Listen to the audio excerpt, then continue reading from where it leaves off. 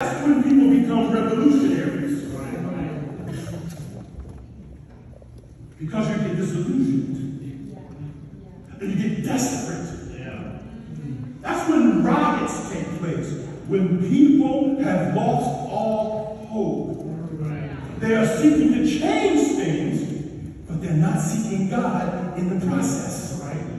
And you need Him to help you do what He's called you to do.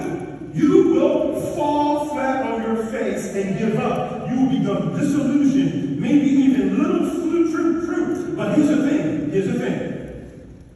You will get manipulated by other forces who seem to want what you want.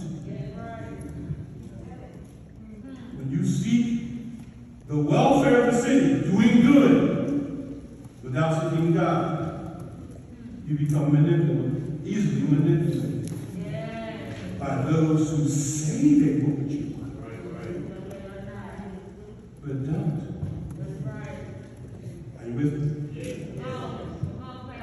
Remember last time? Alignment does not necessarily mean agreement.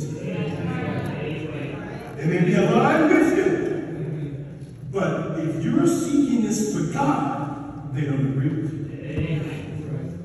Alignment and agreement can be different. So, all right, that's one thing. Seek the welfare of the city without seeking God. That's one problem. Here's the other problem. Seek God, but not the welfare of the city. When we do that, we've lost part of the mission that God gave us.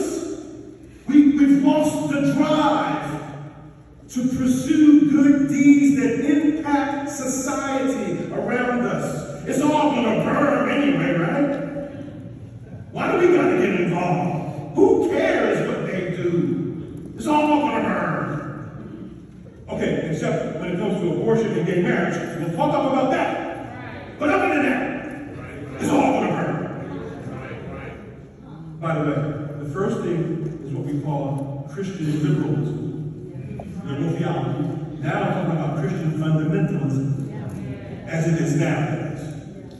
It's insular. It's turned in on itself. Work to them becomes just work for a living. And go home and close the doors and prepare for the rapture.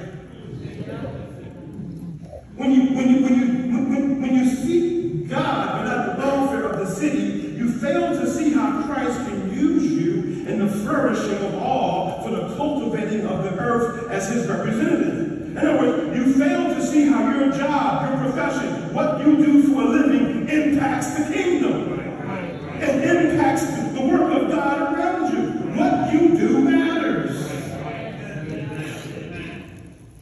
And you can become ingrown, only concerned about our families and churches.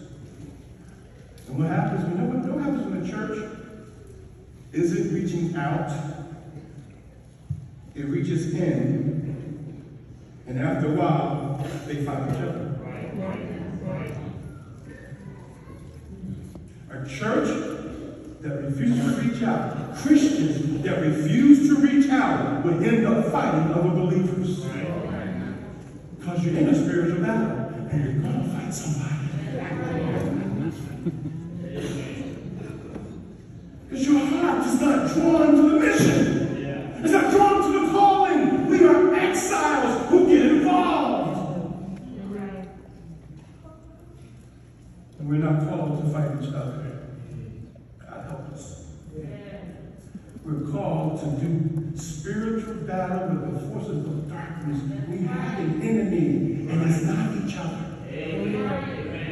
We have an enemy, and he does not play fair. We must be alert in our prayers to the work of the enemy, holding fast to his word and the mission to which he has called us. I love what my friend Phil Reitman says: do anything and everything for the public good. Or here's a more ancient one, he's even better, John Wesley. Wesley said, do all the good you can, by all the means you can, in all the ways you can, in all the places you can, at all the times you can, to all the people you can,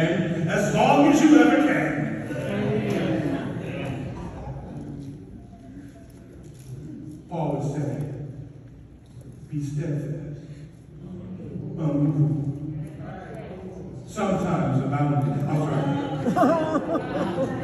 Always, thank you, Sister Tom, always abounding in the work of the Lord. Why? Because you know your labor is not in vain in the Lord. Not in vain. Brothers and sisters, we must give ourselves to the work. We must give ourselves to seeking the shalom of our city as exiles. Holding fast to the kingdom narrative. Holding fast to our kingdom identity.